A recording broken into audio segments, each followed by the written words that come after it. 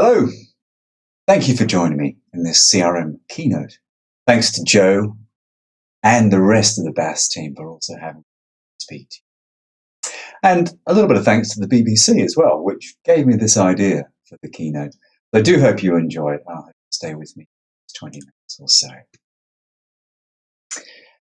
For about 5,000 years, the technology that is writing has allowed people to communicate across space and time, and really making civilization possible. The greatest benefit of writing is that it provides a tool by which society can record information consistently and in much greater detail, something that really couldn't be achieved primarily through the written word as previous. Really, writing allows societies to transmit information and share knowledge. Every human community possesses some sort of language. In fact, that's a feature regarded by many as the innate or defining condition, if you will, of humanity. However, the development of writing systems and their partial supplantation of spoken word have been, well, sporadic, uneven, and pretty slow too. And once established, writing systems on the whole change more slowly than written ones, and often preserve features and expressions that really no longer exist in spoken language, which is something I always remind my father-in-law of when he quotes phrases at me from the 1940s, and I tell him they don't really exist anymore. Not quite sure that's the right thing to do, but it gives me a sense of adventure. With the discovery of scripts of the ancient Mesoamericans far away from the original sources in the Middle East, that also has proved that writing had been invented more than once. It's widely recognized that writing may have been independently developed in at least 4 ancient civilizations: Mesopotamia, which is back in 3400 BC, Egypt around 3500 BC, China, 1200 BC, and even down to the lowland areas of southern Mexico and Guatemala, which is around BC. One script that is developed was Latin. Now, I'm going to use the term the Latin alphabet throughout the rest of this presentation, and I may refer to that being either the alphabet itself or the other alphabets that are based on this Latin script. It's the basic set of letters I'm talking about, common to the various alphabets that have all descended from this root, including English, obviously. So even though there were common roots, writing did develop in different places at different times and with a myriad of different scripts. And so it could be said of different business languages and the different technologies we've all deployed in our businesses to achieve different aims. You may all have started in your business with a common root, a common set of technologies, a common system, if you will. But over time, different departments have taken on different ideas, different technology stacks to achieve different aims, a different set of scripts, if you will. And thus, employees within these different departments have evolved to use different languages and different scripts to describe a customer and how they relate to your business. So we may think we understand and have a shared view of what a customer is, but we all know that sometimes even the simplest things get lost in translation. Even before the year that has been 2020, we've been accelerating with digital technology faster and faster every year, amplifying, simplifying, empowering our departments and our businesses, yet also, I suggest, complicating the way we talk about customers and customer information.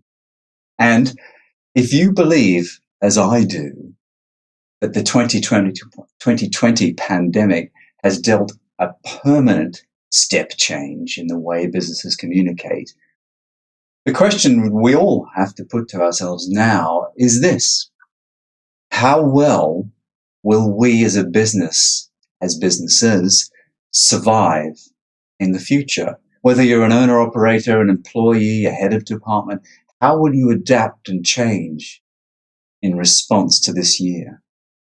And how will you critically adapt your business technology stacks to move away from these different scripts towards a better language to help you grow and prosper? I want to take you back to my history start, albeit I'm going to accelerate to modern day times almost.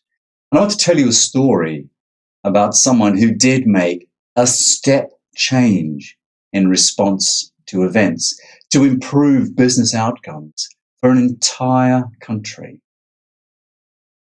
In 1928, in Turkey, a gentleman called Mustafa Kemal Ataturk, the founder of modern Turkey, some say, changed the way his countrymen wrote. He forced an entire nation to communicate in a different way. The story of script reform in Turkey began with the fall of the Ottoman Empire. The original reign, which at its height covered Southeast Europe, West Asia, parts of North Africa, came to a shuddering and abrupt end with World War I. With defeat by the Allies, Turkey lost its empire. It gained, however, this new leader, Ataturk, who sought to drive a modernizing agenda for the remains of that old empire. The Reformation included thinking about a new way of communicating, building on decades, it is said, of dissatisfaction with the way that the Turkish script was written, specifically the use of the Arabic alphabet. Why was this such a problem? Well, the Turkish had been using written forms using or based on a Perso-Arabic script for thousands of years. But spoken Turkish and written Turkish are two very different things.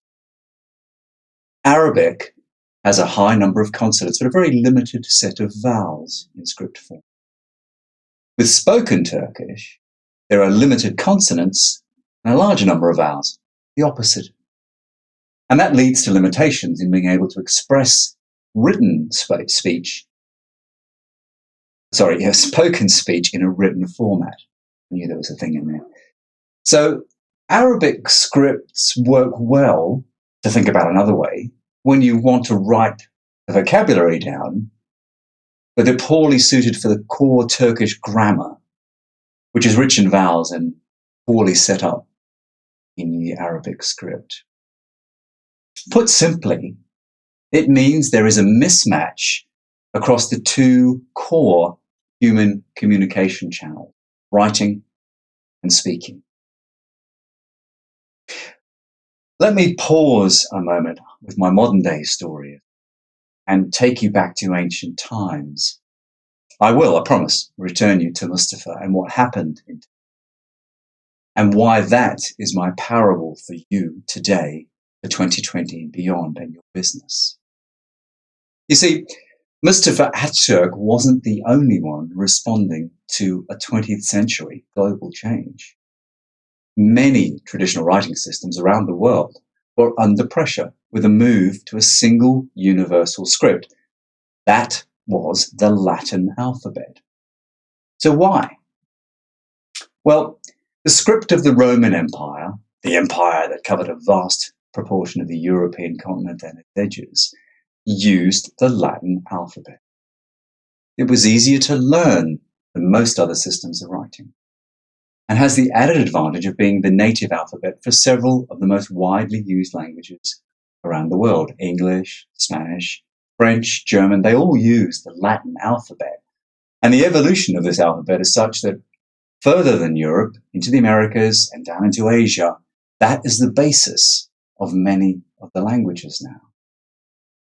But the rise of Latin script wasn't just about the size of the empire or the ease of learning. No, the rise of the Latin script was directly connected to the rise of modern printing. You'll all have heard of this man, I'm sure, a gentleman called Johannes Gutenberg, who introduced printing to Europe with his introduction or invention of the mechanical movable type printing press. The first major work of his was a 42-line Bible in Latin, printed in the mid-1400s. His technology introduced the era of mass communication. It enabled relatively unrestricted circulation of information.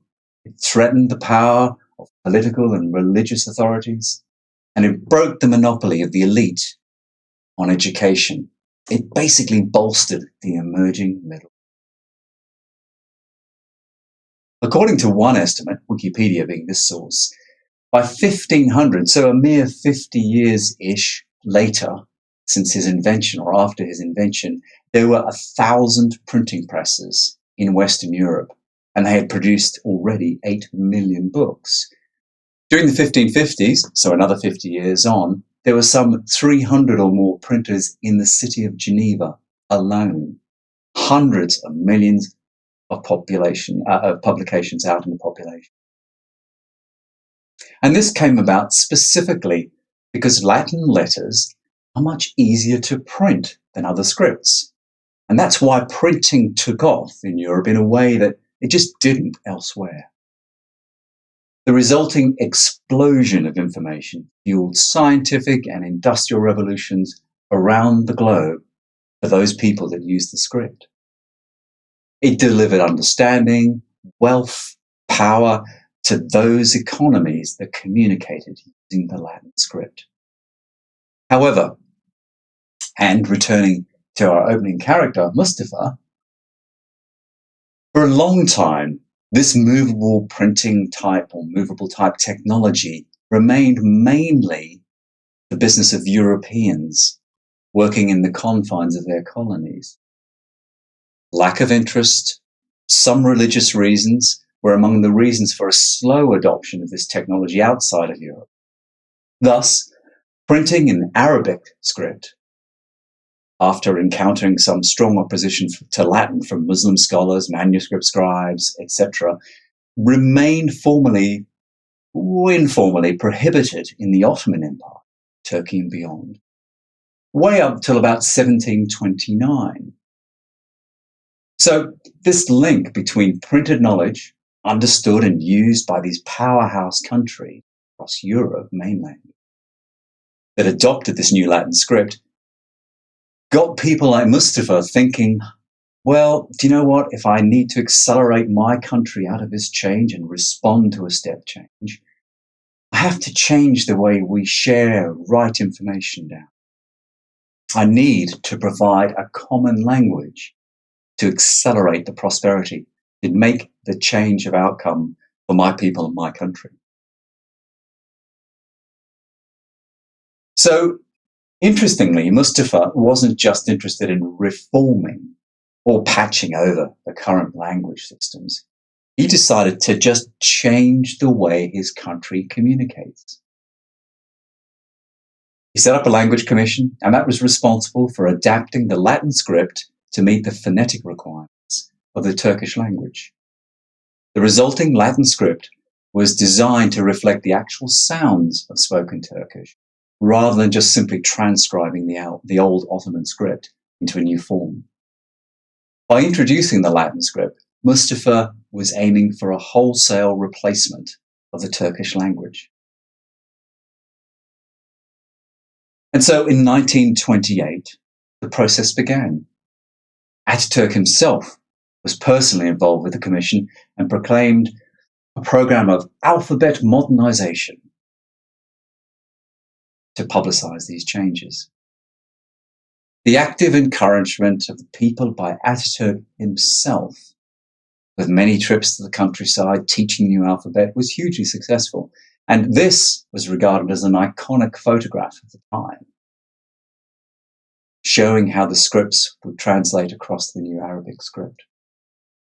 The key here, beyond the ambitious timescales, beyond the government programs, beyond his move as a committed reformist, is that the use of the Latin alphabet made it easier to spell Turkish words phonetically, and thus easier to learn to read.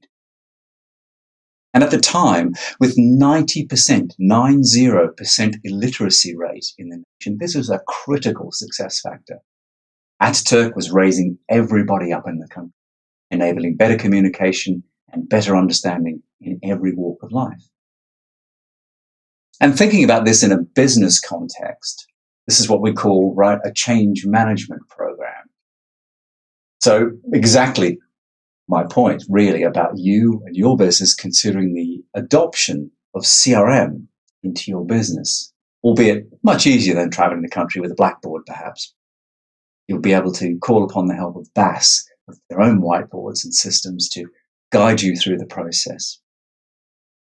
So, back to my lesson. Did Mustafa make it happen? Yes, he did. In only 1 year, everything, including the press, like the picture shown here, moved over to Latin script.